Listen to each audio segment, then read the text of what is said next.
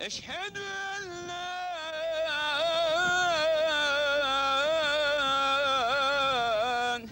ilahe illallah.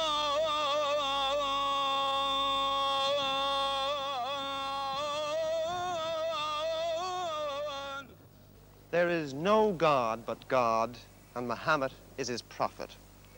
5 times a day from mosques and minarets all over the Muslim world, that call goes out from Muezzin calling the faithful to prayer. And a good Muslim will answer these calls because it's an essential part of his religion, a demanding religion which is spread from the Middle East to Europe, to Africa, to Asia, even to America.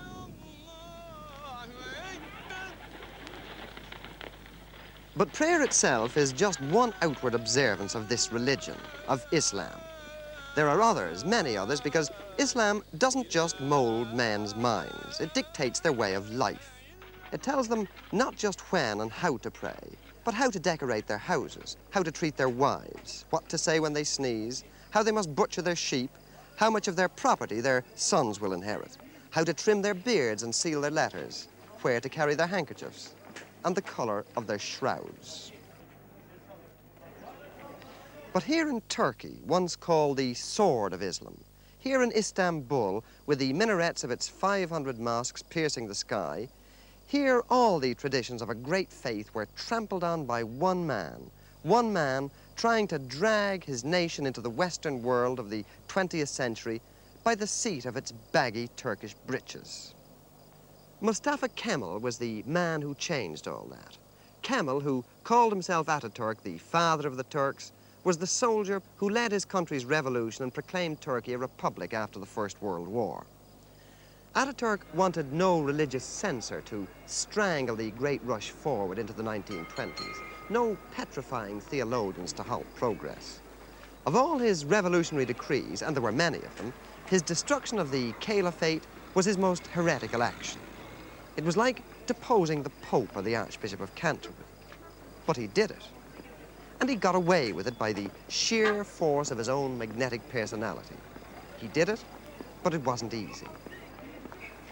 Ataturk did away with Arabic, the holy language, so that it only existed on ancient monuments. He banned all the trappings of Islam. The fez had to be replaced by the Western hat, so that its wide brim would prevent men laying their foreheads on the floor while prostrating themselves towards Mecca.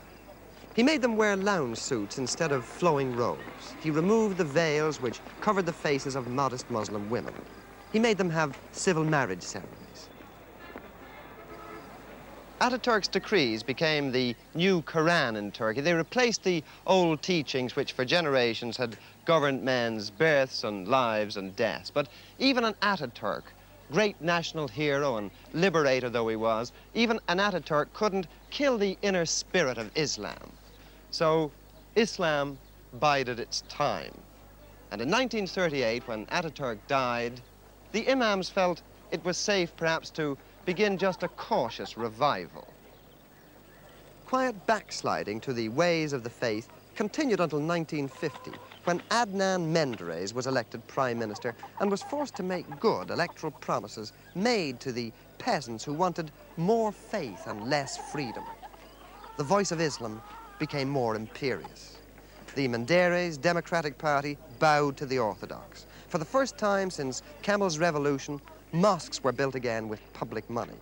Pilgrims were allowed to set out once more for Mecca, Islam's holiest place. Religious programs are broadcast on Ankara radio. There's even a theological faculty in Istanbul, and in remote areas there are villagers hardy enough to wear the turban. Hardly anyone wears the hat that Ataturk urged on them. They temporize with a cap, which they can turn back to front while praying so that the peak doesn't prevent their foreheads from touching the ground. And older women are clamping the veil tighter around their faces. In Ataturk's day, the Muezzin had to proclaim the Esan, the call to prayer, in Turkish. Now, once again, he sings it out in Arabic, the language of the Prophet. Menderes himself paid dear for his concessions, for his adulteration of the pure milk of Kemalism. When the army revolted in 1960, they had him tried for corruption and hanged him.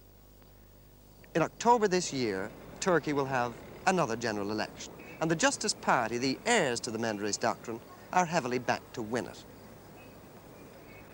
There's certainly a revival of Islam in Turkey today, and some of these mosques have congregations which many a Church of England clergyman might well envy. What Ataturk tried to destroy with his codes and his decrees is apparently indestructible, and certainly there are almost daily inroads being made into his policy of official agnosticism. But it remains to be seen whether a new government in a westward-looking Turkey will be prepared to allow the ancient faith to regain the power that it once had.